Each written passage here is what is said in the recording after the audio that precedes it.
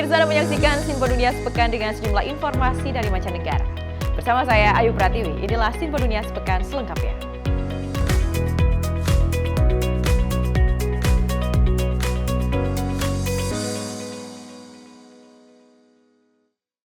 Kita ke informasi pertama, pemirsa. Masyarakat Kristiani Indonesia di ibu kota Amerika Serikat dan sekitarnya pada awal Desember mengadakan perayaan Natal bersama. Meski diadakan secara sederhana, perayaan kali ini terasa meriah bagi mereka yang datang dan menjadi kesempatan bersilaturahmi. Perayaan Natal bersama untuk warga diaspora Indonesia di ibu kota Amerika Serikat dan sekitarnya diadakan di Gereja Episkopal St. Luke's di Bethesda, negara bagian Maryland tak jauh dari Washington DC. Tema perayaan tahun ini adalah Marilah Sekarang Kita Pergi ke Bethlehem, tema yang disepakati Organisasi Keagamaan Kristiani di tanah air, yaitu Persekutuan Gereja-Gereja Indonesia atau PGI, mewakili umat Kristen Protestan, dan Konferensi Wali Gereja Indonesia KWI, mewakili umat Katolik. Jadi gereja melalui PGI dan KWI mengajak semuanya untuk memaknai Natal di tengah kebiasaan hidup kita yang sepertinya biasa-biasa saja, keluarga kita yang biasa, tempat kerja kita yang begitu-begitu saja, tetapi kita juga bisa menemukan sukacita, menemukan Yesus juga di tengah-tengah itu. Tema tahun ini juga mengangkat keberadaan kota kelahiran Yesus Kristus Bethlehem di tepi barat yang telah setahun lebih berada dalam situasi konflik. Kita sebagai umat Kristiani yang ada di Washington DC area, kita terus berdoa supaya perdamaian itu bisa dinyatakan di sana. Diawali lagi, dimulai lagi. Ketika tema ini, pesan ini diangkat, tidak ada yang kebetulan. Dilihat dari 2000 tahun yang lalu kurang lebih bahwa damai itu dimulai dari sana. Natal bersama menjadi kesempatan melakukan perayaan lintas denominasi, mengingat kegiatan keagamaan sehari-hari biasanya lebih banyak terpusat di gereja masing-masing. Dengan perkembangan denominasi gereja Indonesia yang sangat pesat, perayaan Natal bersama menjadi kesempatan bagi masyarakat Kristiani Indonesia di wilayah ibu kota Amerika ini untuk bersilaturahmi. Kondisinya berbeda di California, menurut seorang jemaah yang pernah tinggal di sana. Tahun lalu juga saya hadir di Wisma toh. Natal bersama ini rupanya berhasil dengan baik. Kalau di sana tidak Natal bersama, masing-masing gereja. Banyak gereja di sana dari Indonesia. Natal bersama juga diselenggarakan awal Desember, karena biasanya warga melewatkan 25 Desember bersama keluarga di kota lain atau bahkan ke tanah air. Tapi kebanyakan kalau Natal saya di Indonesia. Tahun lalu saya di Indonesia, tahun ini ada di sini gitu. Kesempatan untuk kita masyarakat Indonesia yang ada di Inggris ini ya, bisa ketemu satu tahun satu kali. Anak-anak juga senang dengan perayaan Natal bersama maupun perayaan bersama keluarga nanti. One thing I also like is that there's no arguing, fighting over something. They just have joyful and peace and talking about their favorite stuff and about their day. Sesuai dengan tradisi, perayaan Natal kali ini juga dihadiri tokoh masyarakat dari agama lain dan perwakilan KBRI. Dimanapun kita berada, Bhinneka Tunggal Ika yang juga dilalah sama ya, dengan mirip dengan motonya Amerika Serikat, Pluribus Unum, berbeda-beda tapi tetap satu jua. Saya kira ini hal yang sama, mau di Indonesia atau di Amerika Serikat, warga negara kita memiliki ciri kekompakan, kebersamaan yang sudah merupakan ciri khas ya Bu ya. Di ibu kota Amerika Serikat dan sekitarnya ada sekitar 12 denominasi umat Kristiani, mencakup berbagai denominasi Protestan, lalu Gereja Katolik Roma. Dari Bethesda, Maryland, Yuni Salim, Ariona Arifin, dan tim VOA. Pemirsa, melonjaknya harga barang di Nigeria mendorong maraknya penjualan pakaian bekas di kota-kota besar karena banyak warga beralih mencari pilihan yang lebih terjangkau. Bagi banyak warga Nigeria, pasar barang bekas menjadi penyelamat untuk bertahan hidup di tengah himpitan ekonomi dan tingginya inflasi. Selama bertahun-tahun, Agatha Okwori yang berusia 30 tahun dan seorang pengusaha sukses di Abuja sering berbelanja di butik kelas atas. Tapi dengan harga pakaian baru naik lebih dari 2 kali lipat, ia kini beralih ke toko pakaian bekas untuk mendapatkan pilihan yang lebih terjangkau. Menurut Agatha, pakaian bekas memungkinkannya untuk tetap bergaya sembari tetap berhemat. I moved from buying brand new clothes to buying thrifts because one, aside the cost, thrift wears are more durable. I discovered thrift wears are more durable. And like we all know, brand new clothes are quite on the high side. They are quite expensive, way more than thrift wears. That's why they switched to thrift. Belanja pakaian bekas dulunya lebih bagi pembeli berpenghasilan rendah, tapi kini sudah menjadi hal yang umum. Pasar barang bekas yang disebut sebagai Okrika, mulai dari Lagos hingga Abuja, selalu sangat ramai. Ekonom Isaac Botti mencatat, bagi banyak orang, belanja barang bekas adalah respons terhadap inflasi dan kebijakan yang membuat mereka harus merogoh kocek lebih dalam. So they do all of this as the means of survival because the government is not helping, the economic situation is not helping, the Nigerian government policies are not favorable to consumers. So it is two ways, a means of affordability for the consumer and a means of boosting sales for the sellers. Andrew yang berusia 32 tahun sudah melihat pergeseran mode ini secara langsung. Ketika harga pakaian baru melonjak, ia beralih menjual pakaian bekas di pasar Nyanya yang terkenal di Abuja. Menurut Andrew, hal ini membantu bisnisnya tetap bertahan. A time came that the brand new became so high, that is the amount, the price in the market is so high that many cannot afford to get it at that price. Studi menunjukkan Nigeria mengimpor lebih dari 500.000 ton pakaian bekas setiap tahun. Tapi alternatif ini pun terasa sulit karena kenaikan biaya impor mendorong sejumlah pedagang barang bekas menaikkan harga. Dan bagi banyak orang, ini berarti harus berkompromi dengan kualitas dan gaya demi berhemat. Because in those days that economy was very good, we used to buy from high-profile boutique because there's a way we classify ourselves, living an ostentatious life. But because of the economy, the exigency in the economy now, it has made me at least to cut my clothes according to my size. But no, if the economic condition improves, I have to stop. I have to go back to my normal fashion. Para ahli sepakat, belanja barang bekas kemungkinan akan tetap populer selama tekanan ekonomi masih berlangsung. Tren ini juga berdampak pada industri tekstil lokal Nigeria karena berkompetisi dengan pakaian impor yang lebih murah. Tapi ekonom yakin investasi pada produksi tekstil lokal akhirnya dapat membuat harga pakaian baru menjadi lebih terjangkau. Government needs to invest in the sector, subsidize their operations, help to relieve the burden, the cost of production, burden of the cost of production on the manufacturer. That will translate to lower cost of production and cost of sales, which is the real affordability. Dan saat warga Nigeria beradaptasi dengan perubahan ekonomi, pasar barang bekas memberikan pilihan harga yang lebih terjangkau. Dari Washington DC, saya Helmi Yohanes dan tim VOA. Sementara itu pemirsa, Asosiasi Pohon Natal Nasional Amerika Serikat memperkirakan sekitar 25 hingga 30 juta pohon cemara ditebangkan dan dijual setiap tahun untuk digunakan warga sebagai pohon Natal. Tahun ini pasokan pohon relatif aman, tapi menurut perkebunan, banyak perkembangan yang bisa mengganggu pasokan di masa depan. November dan Desember menjadi bulan-bulan tersibuk bagi pekebun pohon cemara yang dijual sebagai pohon Natal. Ini terlihat di sebuah perkebunan milik keluarga di negara bagian New Hampshire. Each year we cut about 15 to 20,000. And of course we plant every year, so we always have the same rotation come along.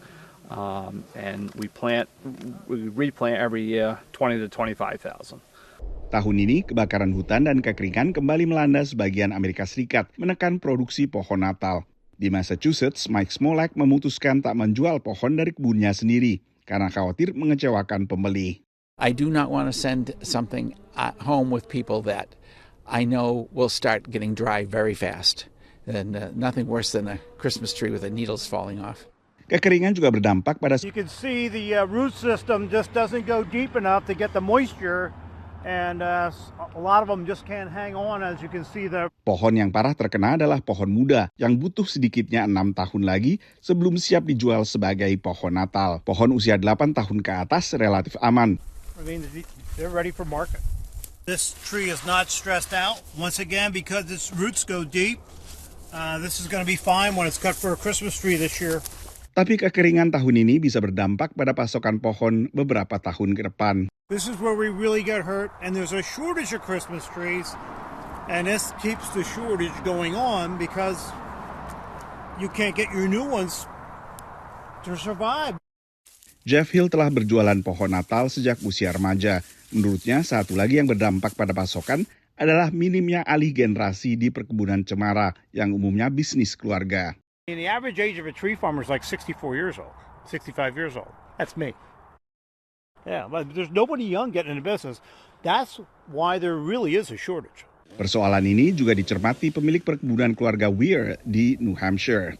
The kids these days aren't taking the farms over. And of course, to start a Christmas tree farm from scratch is almost impossible. It takes a lot of land. You have to put money into a product for 8 to 10 years before you get any return. So there's no one starting new. Belakangan ada juga keluarga muda yang membeli perkebunan milik keluarga yang telah mapan. Tapi ini juga membutuhkan alih pengetahuan dan mentoring karena tidak mudah untuk membesarkan sebuah pohon cemara hingga bisa mencapai ukuran yang siap dijual sebagai pohon Natal. Dari Washington DC, saya Nova Purwadi dan tim VOA.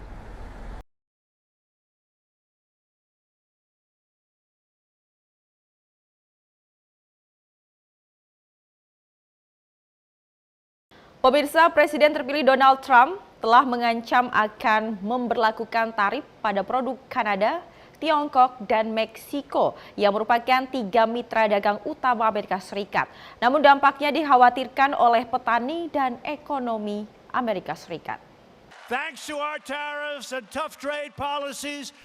Ketika Donald Trump menjabat pertama kalinya pada 2020, dia menandatangani perjanjian antara Amerika Serikat, Meksiko, dan Kanada yang disebut USMCA.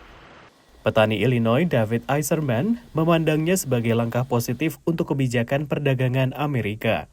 He gets big credits for doing that because there was issues there. Tetapi postingan media sosial terbaru Trump yang mengusulkan tarif terhadap Kanada dan Meksiko akan melanggar ketentuan USMCA. Ini dapat berdampak pada harga jagung dan kedelai, produk yang diekspor Amerika Serikat ke negara-negara tersebut, dan merupakan sumber pendapatan utama bagi petani seperti Eiserman. The problem with the tariff is it becomes a back and forth, a tit for tat thing. Hal serupa juga dikhawatirkan oleh pengamat. If we were to put on these kind of ad hoc across the board tariffs, many of our trading partners would then retaliate. Really, no rich countries rely on tariffs as a substantial source of revenue. To me, the most beautiful word in the dictionary is tariff. Berbicara kepada Economic Club of Chicago saat berkampanye pada bulan Oktober, Trump menguraikan mengapa dia yakin tarif membantu ekonomi AS. Number one is for protection of the companies that we have here and the new companies that will move in, because we're going to have thousands of companies coming into this country. We're going to grow it like it's never grown before. Laporan terbaru lembaga Nirlaba Tax Foundation menunjukkan tarif yang dikenakan pada produk senilai $380 miliar selama pemerintahan Trump pertama merugikan warga Amerika sekitar $80 miliar. Dalam masa Presiden Biden, dia mempertahankan sebagian besar tarif tersebut dan menambahkan sekitar $18 miliar tarif baru pada barang-barang Tiongkok termasuk semikonduktor dan kendaraan listrik. Menurut penghitungan Tax Foundation, jika digabungkan, seluruh penerapan tarif selama 7 tahun terakhir telah menyebabkan pemangkasan PDB Amerika Serikat senilai 0,2% serta menyebabkan hilangnya 140.000 lapangan pekerjaan. Pada 2019, Tiongkok memberlakukan tarif balasan pada ekspor kedelai AS, menyebabkan Tiongkok beralih ke pemasok lain. Tahun ini pangsa impor kedelai AS di Tiongkok adalah 18%, turun dari 40% pada 2016. Sementara data Bea Cukai Tiongkok menunjukkan pangsa Brasil telah tumbuh menjadi 76%. Asosiasi Petani khawatir bahwa gelombang baru tarif balasan akan merugikan petani jagung dan kedelai AS, yang sudah berurusan dengan harga yang rendah. If you look at the past of the Trump administration, it's a path that causes some concern. We want to make sure that we open those markets, not close those markets. Itulah sebabnya petani seperti David Iserman berharap ancaman tarif baru tidak berdampak pada penghidupannya. We're going to have the biggest agricultural trade deficit in a long, long time. Dari Washington DC, demikian laporan tim VOA. Terima kasih Anda masih bersama kami dalam Sinpo Dunia Sepekan. Pemirsa, penyidik memeriksa puing-puing ledakan yang menewaskan Kepala Pasukan Pertahanan Radiologi Kimia dan Biologi Asal Rusia, Igor Kirillov pada Selasa lalu. Tewasnya Igor ini masih menjadi proses investigasi oleh pihak kepolisian Rusia ke depannya. Rekaman menunjukkan aparat penegak hukum bekerja di lokasi kejadian, di mana mayat para korban ditutupi kain hitam tergeletak di antara pecahan kaca dan puing-puing bangunan tempat tinggal bertingkat yang rusak. Penyelidik terlihat memeriksa akibat ledakan yang menewaskan Igor Kirillov, Kepala Pasukan Pertahanan Radiologi, Kimia, dan Biologi Rusia beserta asistennya di Moskow pada Selasa lalu.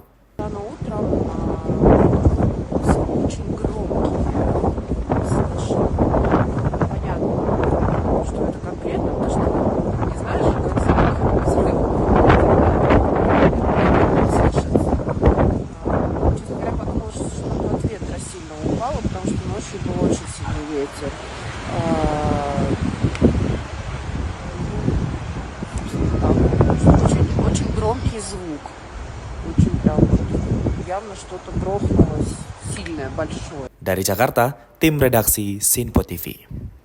Sementara itu pemirsa, juru bicara Departemen Luar Negeri Amerika Serikat mendesak pemerintahan yang inklusif dan transparan di Suriah harus terrealisasikan.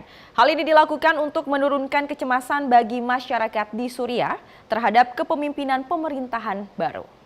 Menindaklanjuti kunjungan Menteri Luar Negeri Amerika Serikat Antony Blinken ke Timur Tengah, Miller menekankan bahwa Amerika Serikat menandatangani bersama dengan mitra kami di kawasan tersebut dan sejumlah negara Eropa pada Sabtu lalu juga menyerukan penegakan integritas teritorial Suriah.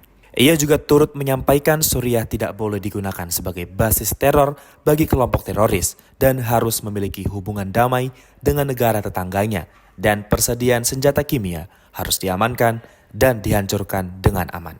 Syria should not be used as a base for terrorist groups and should have peaceful relations with its neighbors, and that chemical weapons stockpiles should be secured and safely destroyed. As the Secretary said on Saturday, our message to the Syrian people is this: we want them to succeed and we are prepared to help them do so. Dari Jakarta, tim redaksi Sinpo TV. Melihat ketegangan yang kian tak terbendung di negara Suriah, Perwakilan Tinggi Uni Eropa bidang urusan luar negeri dan kebijakan keamanan akan mengutus salah satu diplomat utama dari blok tersebut untuk berkomunikasi langsung dengan kelompok Hayat Tahrir al-Sham. Hal ini dilakukan untuk melibatkan pimpinan baru Suriah di Forum Dunia kelak.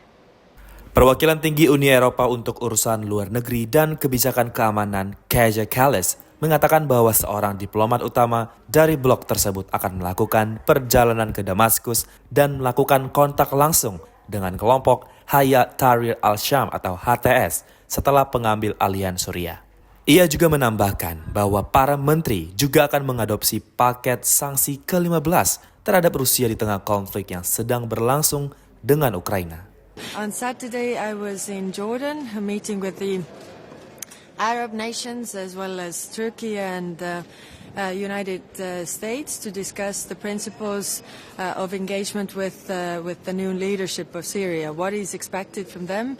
I think it's very important that the regional actors as well as the international actors see the picture in the same way and want this country to be stable, peaceful and all-comprising government. Dari Jakarta, tim redaksi Sinpo TV. Pemirsa, informasi tadi menjadi akhir perjumpaan kita kali ini. Tetap saksikan Sinpo Dunia Sepekan hanya di Sinpo TV. Saya Ayu Pratiwi mewakili kru yang bertugas mengucapkan terima kasih dan sampai jumpa.